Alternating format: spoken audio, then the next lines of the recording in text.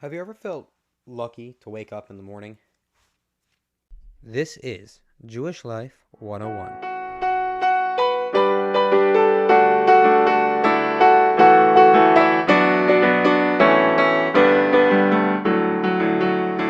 Welcome to Jewish Life 101, the podcast where we tackle any topic from a Jewish perspective, from the way that a Jew would look at it.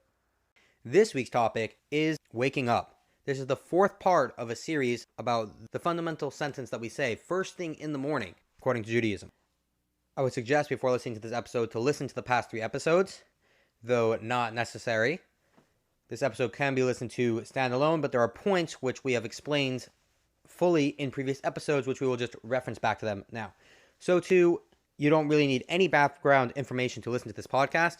Anything that we state that may not be 100% clear or known to the regular person on the street, we'll point out that we state at a different time. Let's jump into it.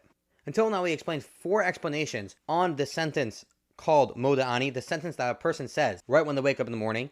And then we brought a 5th explanation, which added a fundamental point. It added the point that it comes from the deepest part of the soul. Through that, we started re-explaining the 4 explanations, and until now, we did 2. This week, we're going to do the 3rd. What was the 3rd explanation?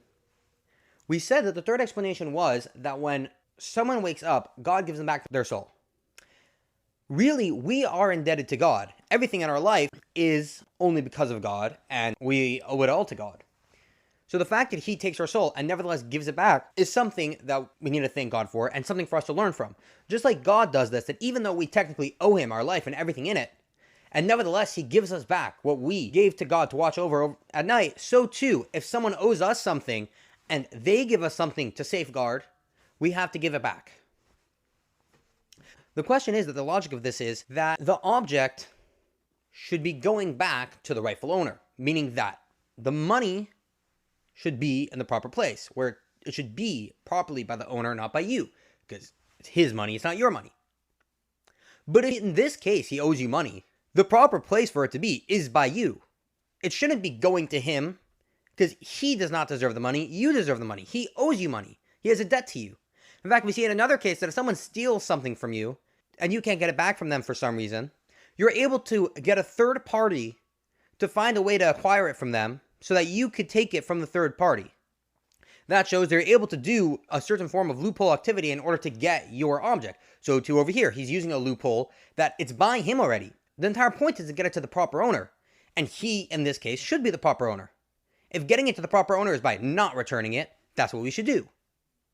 To answer this, we have to explain what a commandment is. Because this is a commandment of God.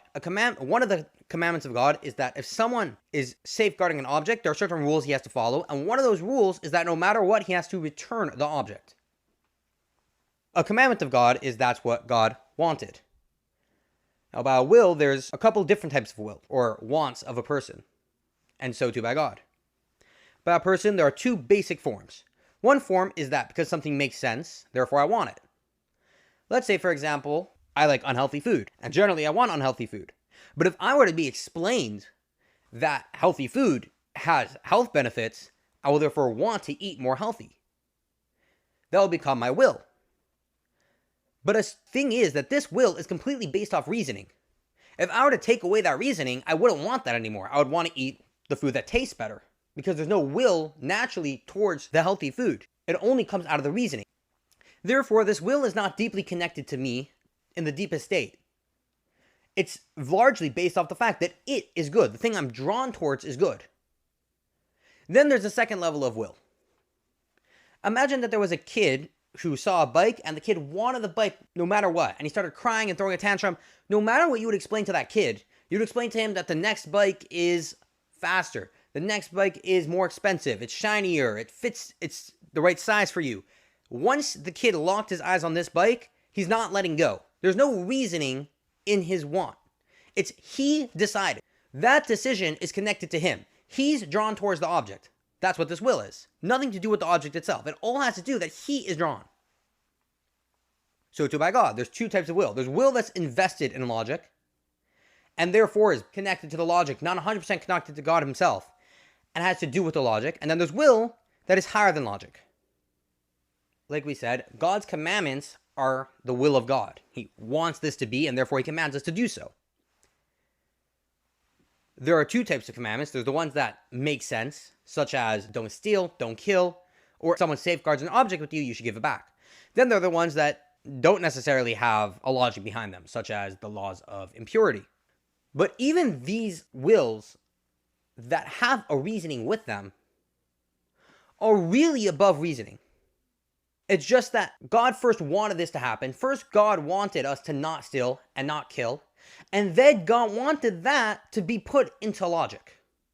So really, the main thing is that God wants it. God really just wants it above logic. It's really God's will. He also wanted it to be a logically understood thing. But that's not why God wants it, because it makes sense. And therefore, on our level, the reason why we're doing it is not because it makes sense. We should be doing it because God wants. Because even if it doesn't make sense, God still wants it, just like all the other commandments, which don't have any reasoning at all. To take this a step further, it's not just that there's logic of how the world works, and God put it into that logic because that's what God decided. God created the world with the intention that it should be a dwelling place for God, meaning that holiness should dwell into this world. These commandments, the commandments of God, like we said, are the will of God. And like we said, that means that they are very, very close with God. In fact, they're unified with Him. Us fulfilling them and putting them into the world would make holiness be put into this world. The thing is that God didn't want holiness to overpower the world. God wanted holiness to be settled in the world. If the will of God was the only reason why we were doing it, then we're just submissive to whatever God wants. We ourselves wouldn't want to do this, but because God wants it, we're submitting our will and our logic and what makes sense to us, and we're saying we'll do what God wants instead. That is a form of overpowering the world. We recognize that God's stronger than us, and therefore we do what God wants. It's not really God being settled into us ourselves how we are as beings in this world. Therefore, God wanted that His commandments should be put into logic in a way that we can understand. And therefore, we will relate to it and resonate with it. So it will become something that we can live with, and it can be settled in us. For example, do not steal.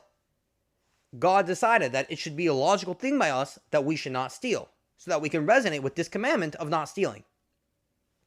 So the way it works, really, is not that the world was created in a way that we don't steal, and then God decided that, hey, the commandment don't steal, it's the same thing, we'll just link it together.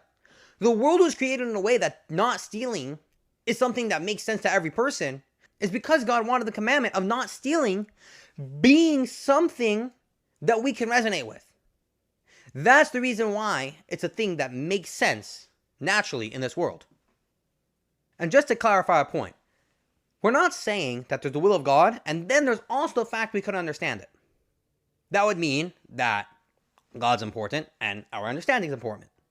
From this perspective that we're looking at right now, the only thing important is God. Rather, why is there also logic? The fact that God put it into logic means that God wanted us to understand it.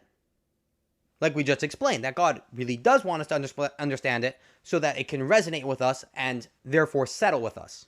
So God wants us to understand it. Therefore, the same way that we're going to do God's commandments in an illogical way, because that's what God wants, so too, in some cases, we do God's commandment in a logical way, in a way that we understand specifically, but not because it's important for us to understand, but rather because God wants us to understand. Logic in its own right does not have any form of importance. The will of God has a perspective because it's unified with God. Therefore, it too does not give any importance to logic. And in that way, the will of God is different than our will. Our will is linked to logic, although it can be above logic, such as the kid with the bike, but it's still linked to logic in two ways. Number one, let's say someone really, really wants a burger right now. So he'll start justifying to himself why it makes sense for him to eat it. Oh, I need to eat lunch anyways. It's the cheapest option. It's not that unhealthy. It has this benefit. It has that benefit. That shows that even though his will is just because that's what he wants, he's still trying to connect it to logic.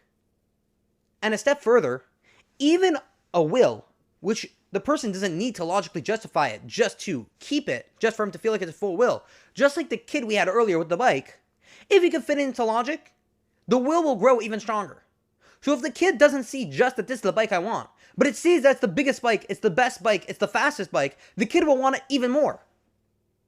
If will didn't mean anything to logic, why would he want it more? That shows that it does mean something. Not so by God.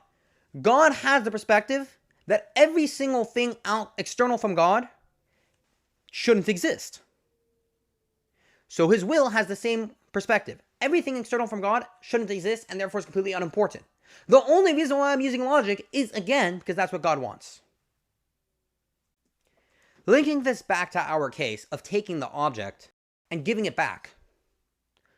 Even though logically it doesn't make sense that we should give it back because he owes you money. You are the one who should end up with this object at the end of the day. Nevertheless, the point of the will is not to accomplish something outside of it. It's not to accomplish that the money will end up by the right person. The will is its own reason. You do it because that's what God wants. So in our case where it doesn't make sense, it doesn't matter if it makes sense or not because we're not doing it for the reason. Yes, in a regular case, we're doing it also for the reason, as we explained, that God wants it to resonate with us. But in a case where there's no reason that fits with us, we're doing it above logic. We're doing it because that is what God wants. This perspective, like we explained in the last few episodes, specifically comes from the deepest part of the soul. The more shallow parts of the soul cannot ignore the fact that if it's in logic, that means that there's an importance for logic. So I have a logical understanding over here. I'm going to try to fit it with that. So if it doesn't make sense in this context, and it generally makes sense, I'm going to have a problem. Why are we still doing it? I'm going to always have this question. Even the will of the soul, like the soul itself has a will, which is an external part of it to an extent, even that has a certain connection to logic. Like we explained by a person. So too by a person, so too by a soul. Because they're both creations, and therefore both give some form of importance to understanding. So he'll try to connect his will to logic, which shows that his will too gives an importance to logic. Only the essence of the soul, which is connected completely to God, like we explained in the previous couple of episodes, has God's perspective that nothing outside of God should be existing. Meaning everything outside of God is completely unimportant. The only importance I give is to godly things. So when it looks at this will, when it looks at this commandment of God, it doesn't see the logic. It sees the godliness in it. And this version of godliness is a will which is completely unified with God, the higher level of will. So it sees that the reason why you're doing it is for the reason we stated above. Not because of the logic, but because God said so. Even when we do it for the logic, it's because God wants us to. What's the lesson we could take from here? And this is actually divine providence. In this week that we're going to release the episode is the week of Shavuos. Shavuos is the holiday where we celebrate the giving of the Torah. And it's not only the giving of the Torah, which is the book of God, which tells us what to do, but it is the giving of the commandments themselves. And every single year, it's re-given to us on this day. What did they do the first time the day before to prepare? They had to do something in order to receive it. So what preparations did they do for this receiving of God's Torah and God's commandments? One of the preparations they did on the day before the giving of the Torah was they declared Nasa v'nishma, which means they declared, we will do and we will hear. The order is we will do and then we will hear. Meaning we will do because that's what God wants. And only afterwards will we understand. That is the perspective of our episode today. We will do what God wants no matter what. Because that is what God wants. Afterwards, if there's a reasoning, we will also understand. And because we're doing it because that's the will of God, that means we're connecting to God in the deepest way. We're connecting to God himself. Because his will, which we are acting upon, is connected to God himself. So through this mindset, we can have the deepest, most powerful connection with God.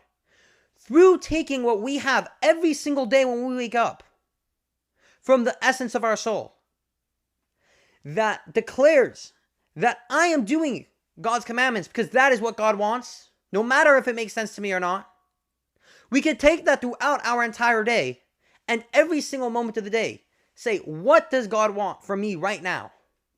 And if I do what God wants, I'm doing the will of God. I'm connecting to God himself. So I can have the most meaningful and the most important day every day, because this is the start and the pillar of my day.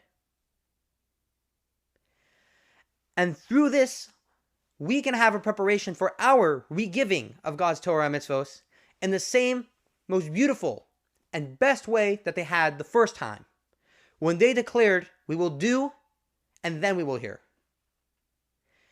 Thank you for joining us. This is Jewish Life 101, and we wish you an amazing, wonderful rest of the day. Did you enjoy today's episode? Feel free to share with a friend. Here at Jewish Life 101, we spend many hours on every single episode, and it's all with your support. Just click the link in the description to find out more, and we'll see you next time on Jewish Life 101.